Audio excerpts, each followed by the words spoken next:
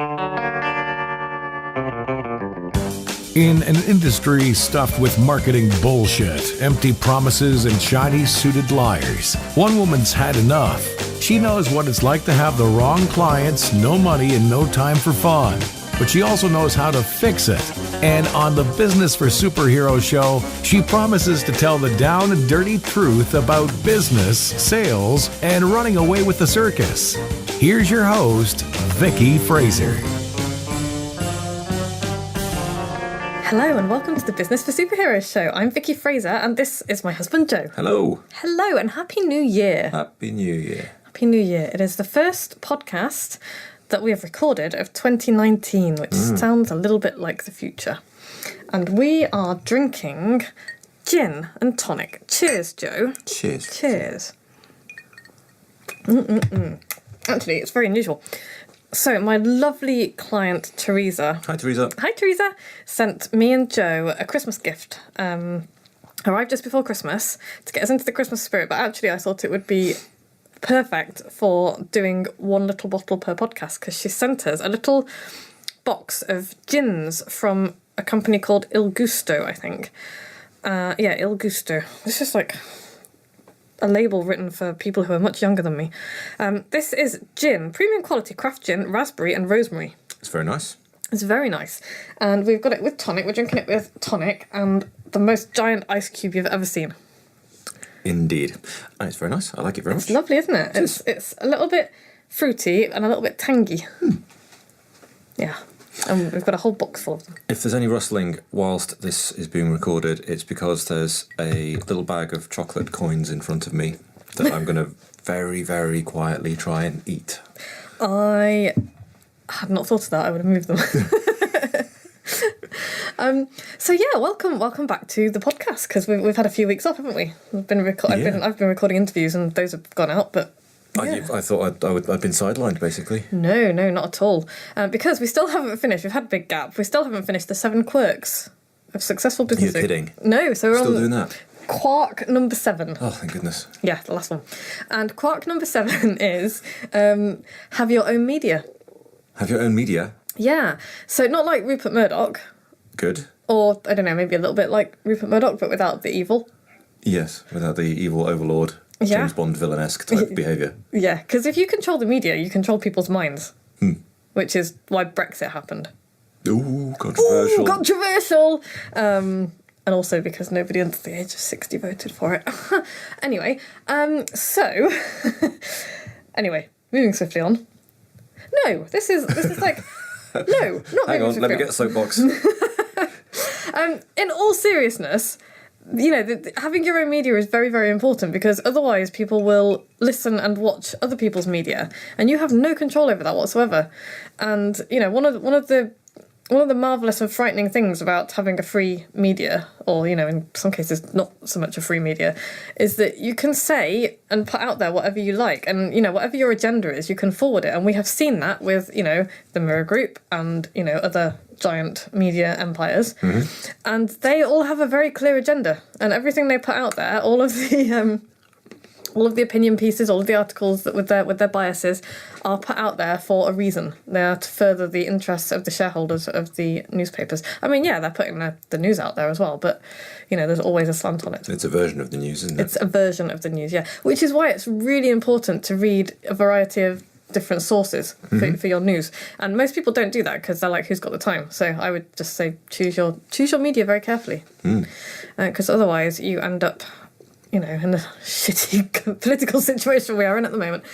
So, we'll come to the media in a moment. But before we do that, should we give them a Dingle update? Quick Dingle update, because we'll talk more about the Dingle next week because it's relevant and pertinent. But what's going on in the Dingle at the moment is you put the top coat of plastering on and it looks beautiful. I put a top coat of plastering on. Basically what happened was I thought I was mixing some plaster for the last panel that needs a scratch coat, and A scratch coat is like the rough coat that goes on underneath the nice coat. And I screwed it up. And I made something much thinner and sloppier. So I thought, this looks like it might be a top coat.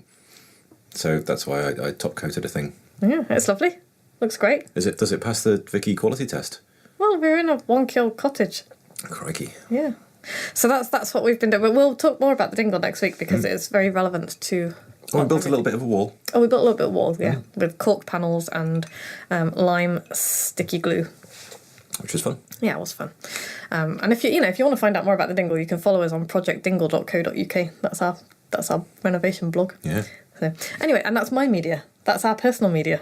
Is the Dingle blog. So back to Rupert Murdoch and controlling people's minds. So why do you want your own media? Why do you think that somebody might want their own media if they have a business? Well, I think you need to define what the media is, or what a personal media is, before you say, wait, I might want one. Okay. What is a personal media? Okay. So this podcast is my media. Right. For my business. This is a form of media. I'm in control of what happens on it. I'm in control of who I decide to interview. You're in control of half of it. I'm in control of the topics we talk about and, all of that kind of thing. I decide who I interview. I decide what time it goes out, when it goes out, where it goes out. Mm-hmm. And I decide what message I'm going to put across there, because this is my platform to talk about what I want, including politics if I want to, by the way, because last time I talked about politics, I got a proper shitty piece of hate mail from somebody saying how disgusted they were with me that I would bring politics into marketing and how I shouldn't have an opinion. And it was hilarious because politics affects everything that everybody does every single day. And if you don't have an opinion on it, then you are frankly not well enough informed about what's going on in the world around you. They told you off for having an opinion. Yeah. Of being divisive. And nice. I'm like, I wasn't being divisive. I just want people to think. I want people to think about what they are doing and where they're getting their information from and what agenda might be behind it. And, that goes for the information that I'm putting out there as well, by the way. Yeah, yeah. Think about what it is that people are saying and why they might be saying it. Look beyond the surface of what you are being told. Yes, and that's really, really important. But yeah, this is my media. I get to do whatever the hell I want with it, which means that if somebody had just listened to my little, Brexit media soapbox thing and they didn't like it, that's fine. But I'm not going to shut up because I don't have to. Mm-hmm. And, if that person wants to start their own podcast and talk about their own... There's disgraceful marketers out there who have opinions. Then, absolutely, go ahead and do that, because the world needs dissenting opinions. Mm-hmm. Without dissenting opinions, bad people get to take over and do things unopposed. Sure, okay. I'm looking at you, Theresa. No, I'm not. She's not unopposed. I think she's been dealt a shitty deal, and I actually feel for her a little bit. Excuse me, that meowing you can hear is Noodle on the wrong side of a door. Just for clarity, that's not the same media. That's not the same Theresa that sent us bottles of gin for Christmas. That's an entirely different Theresa. Yes, my Theresa is wonderful. Right, so yeah. This podcast is a good example of media. Anyone can start a podcast. Mm-hmm. We'll do a podcast on podcasting at some point, I think. Oh, meta. I guess your publications and your chronicles and your emails and all that kind of stuff, is that you lumping that in with your media? My email list, absolutely. Yeah, my daily emails are my media. Mm-hmm. They are my chance to put my message out there, talk to people who have decided that they want to receive my emails and they want to hear what I have to say and the information that I put out there. My email list is media. My blog. We've got a slightly whingy cat doing laps of the table, looking for somewhere to sit. Yeah. My blog is my own media. Anyone can have a blog. If you've got a website, you must have a blog. You're daft if you don't, because that's the more good content that you put out there, the more useful, valuable content that people want to read and share, the more highly your site will be ranked on Google. And then other search engines. And the less old and stale your website will be. Yes, really important. So radio, like traditional radio, that's media as well. And, you can... And my client, Theresa, the lovely lady who sent us this gin, cheers. Hi, Theresa. She has her own radio station. Blimey. Connections B2B Radio, which is fantastic. I have a show on it. Nice. Yes, in fact, I'm recording it next week. I'm recording an episode next week.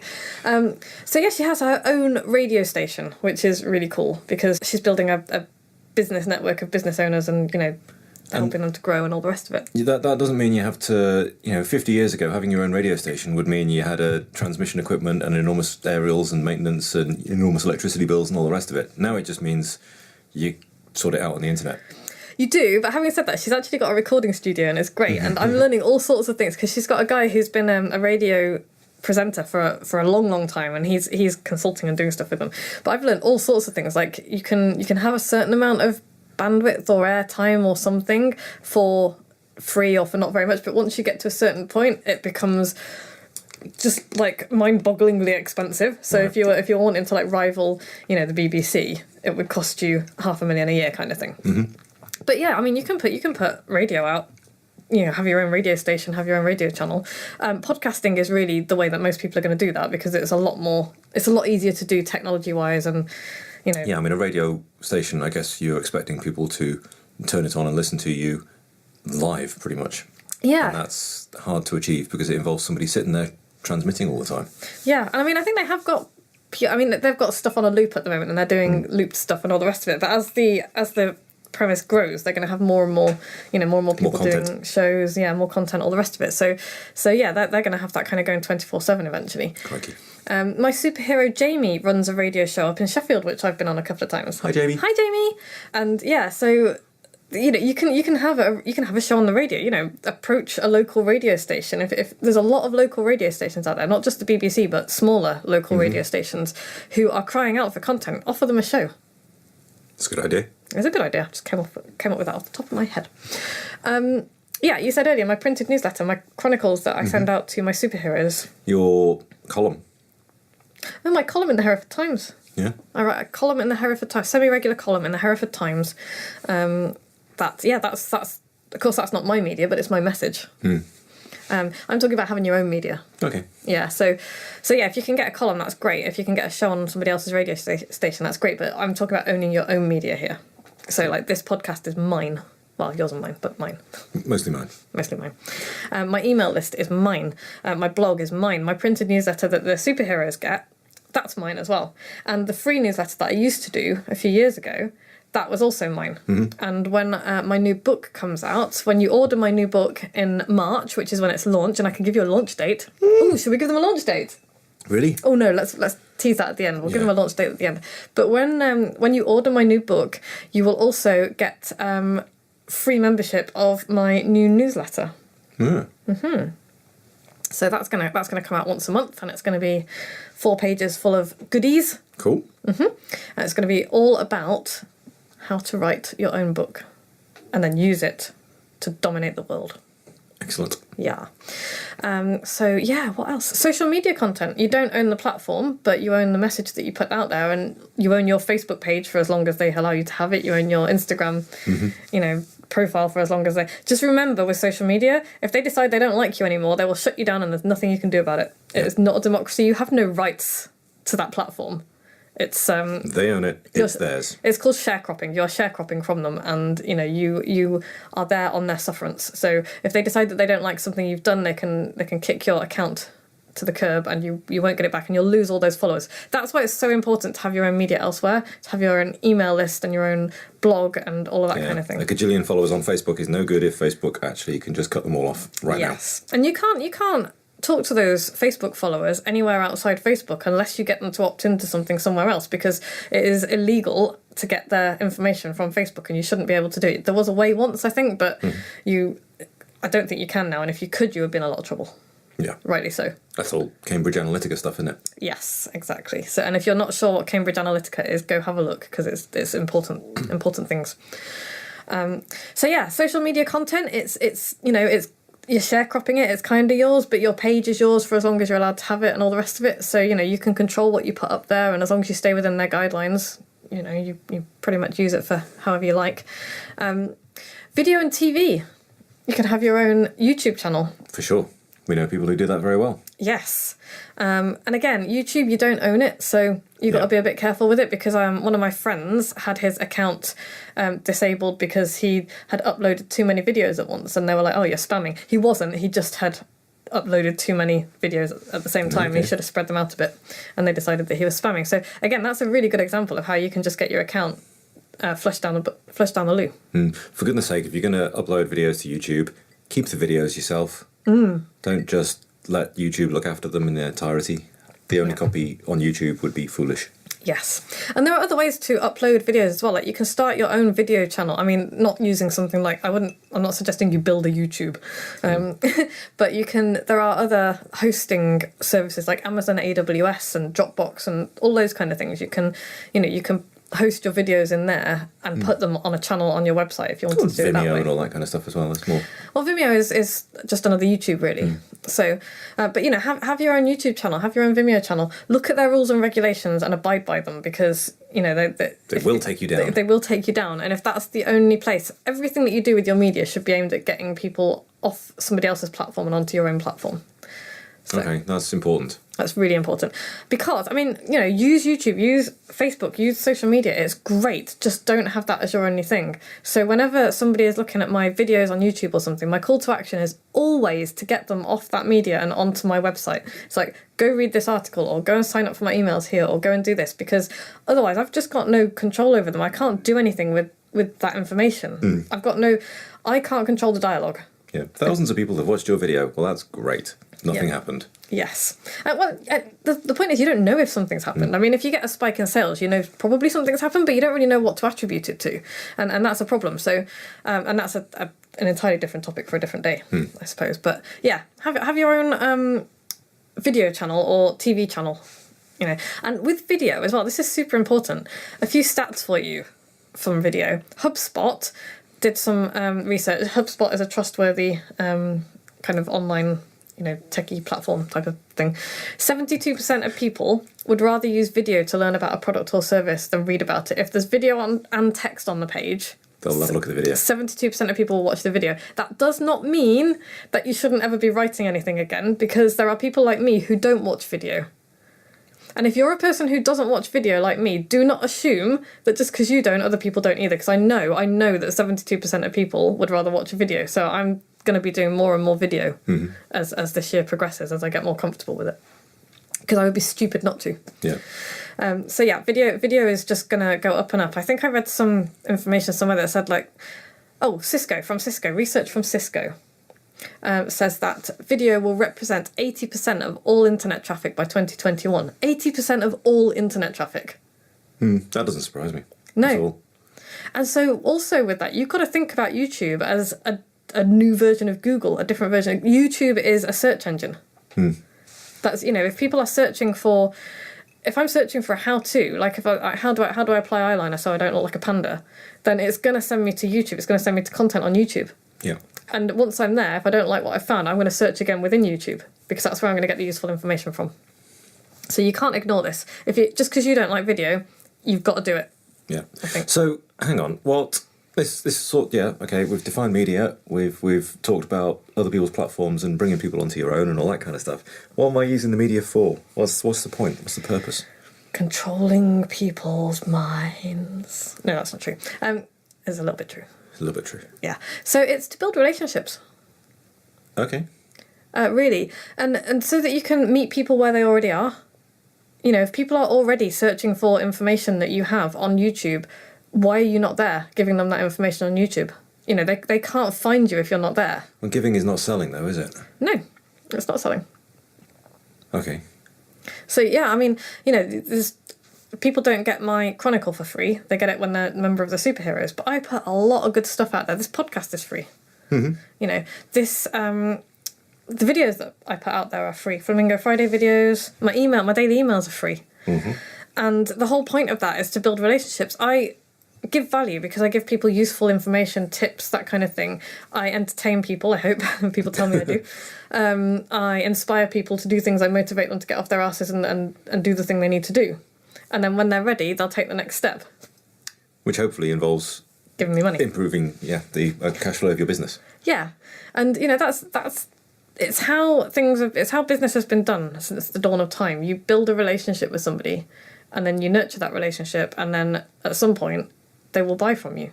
Assuming you've built the right relationship with the right people. Yeah, and assuming that you've trained people as well to take action. It's like, you don't have to sell in every single thing that you do, in terms of sell a product for money, but you should be selling something. It's like sell the click. It's like you train people to do something. So in this podcast, I'm always at the end, what do? We ask people to do things. Yeah. We ask people to rate and review the podcast on iTunes. Please do that.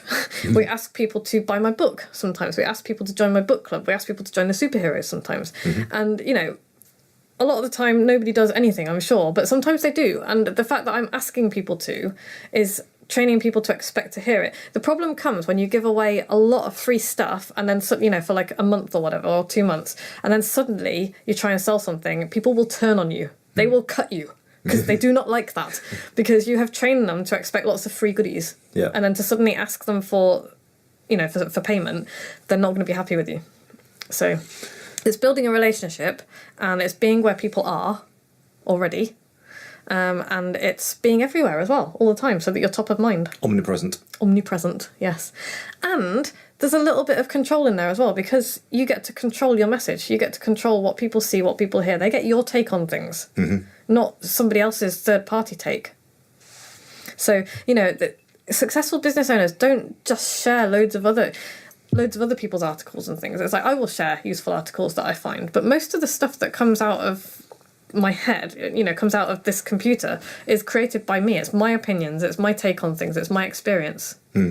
If I see a useful article by Sean D'Souza or by Dan Kennedy or somebody like that, Hi Sean, hi Dan.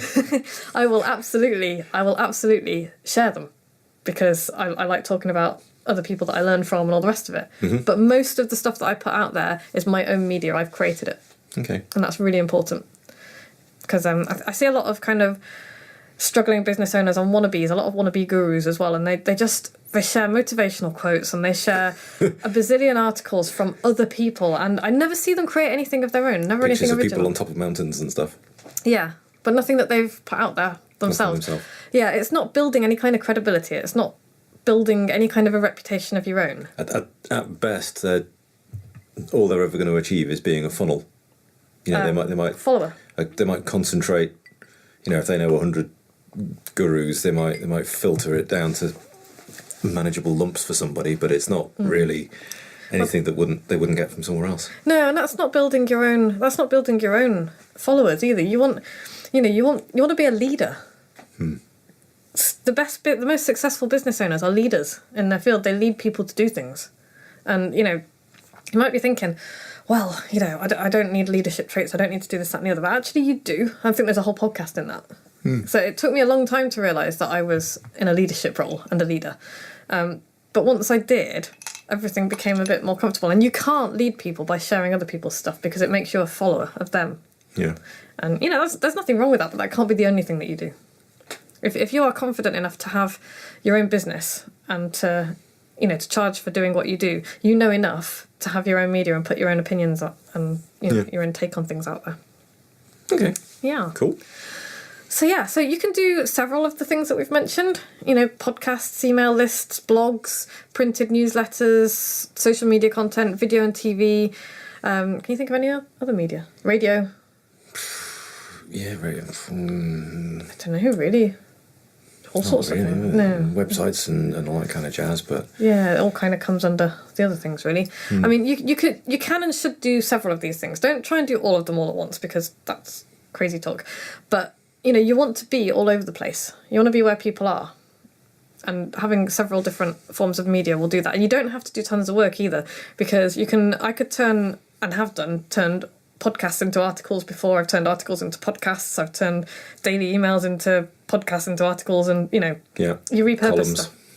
And you're not doing anyone a disservice by doing that either, because people consume things in different ways, and they hear things differently. They hear messages differently in different formats as well. And sometimes people need to hear things 2 or 3 times. Yeah, for sure. Because I had the live Q&A call today with the superheroes, and one of my superheroes said, "Oh, I've had a bit of an epiphany moment," and I'm not going to mention any names, and I said, "Oh, what is it?" And she was talking about writing a book and how she'd seen somebody's email today about how to write a book and how you could just compile like a year's worth of emails, and I was like, yeah, I've talked about that before. We just had a bit of a laugh about it.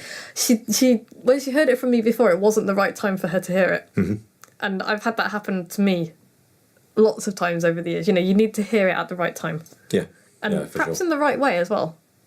So, yeah. So takeaway for this podcast, Joe. Think about where your customers are likely to be hanging around, and figure out a way to get your voice there, get your opinion there, get them thinking about, you as a supplier, as a person, as a business, as an interesting entity with who might be able to help them do whatever it is they need doing. With opinions. and values. Share them. And if you can't decide what to do, consider this.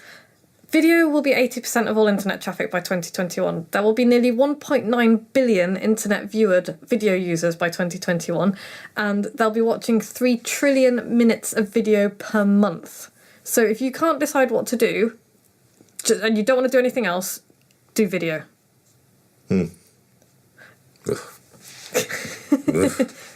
You would be foolish not to, I think. Yeah, it's not as easy as podcasts, though, is it? No, I can do it in my mermaid leggings and my mismatched cat. And when nobody's looking, I can eat chocolate coins. Yeah, people can hear you doing that. So yeah, any questions as usual about anything that you've heard in this or any other podcast, please email us, podcast@vickyfraser.com. We would love to answer your questions. We would. Any of them. Coming up next week, we'll be talking about... What are we talking about next week, Joe? We were going to talk about the difference between having a plan and having not a plan. Cool. So we'll be back next week to talk about the difference between a plan and not a plan, apparently. So tune in for that. As for everything else, well, I'm going to give you the launch date for my new book. Oof, really? Yep. Because I've written it down on paper, and so now it's happening. It's my manuscript is with Joe at the moment, and Joe's big red pen. And I'm going to get that back at the end of this week, and then I'm going to work on the second draft, and then I'm going to send it out to beta readers. I've got a little list of people who are going to read it for me. Nice. And then I'm going to do a final draft, and then it's going to be launching on Tuesday, the 19th of March. Blimey. Tuesday, the 19th of March, which is a week before my 40th birthday. And coincidentally, a week before Brexit. Coincidence? I think not. Isn't it actually Brexit the 19th? No, Brexit's the end of March, isn't it? Oh, is it? Okay. Because I thought I'd screwed up then, because everything that I do will be totally swallowed up in bullshit. I mean, it might be totally swallowed up in bullshit anyway, who the hell knows. But that's the date. March the 19th, Tuesday, March the 19th. Put that date in your diaries. There's going to be an opportunity to pre-order the book, and if you pre-order the book, there'll be a lot of goodies for you. Oof. Lots of bonuses. In the meantime, though, you can rate and review this podcast if you wouldn't mind on iTunes if you've enjoyed it. Give us five stars. 5 stars. If you don't want to give us 5 stars, then other podcasts are available. Or share it. You know, if you know somebody who will enjoy this, send them to vickyfraser.com/podcast. And you can also join Bookaholics Anonymous. It's totally free. If you go to vickyfraser.com/book club and sign up, this month we are reading The Gifts of Imperfection by Brené Brown. And I heart Brené Brown. Making a little heart shape with my hands right now. She's an amazing lady. And if you would like to take your business to the next step and, you know, kick nonsense into touch and, you know, get off your ass and do stuff and do the things you need to do, then join my superheroes. Go to vickyfraser.com/join superheroes. Excellent. Do that. Do that. We will be back same time next week. Thanks, Joe. No worries. Take care, guys. Bye. Bye. Like what you've just heard? Tell your colleagues, tell your friends, send them to www.businessforsuperheroes.com/podcast.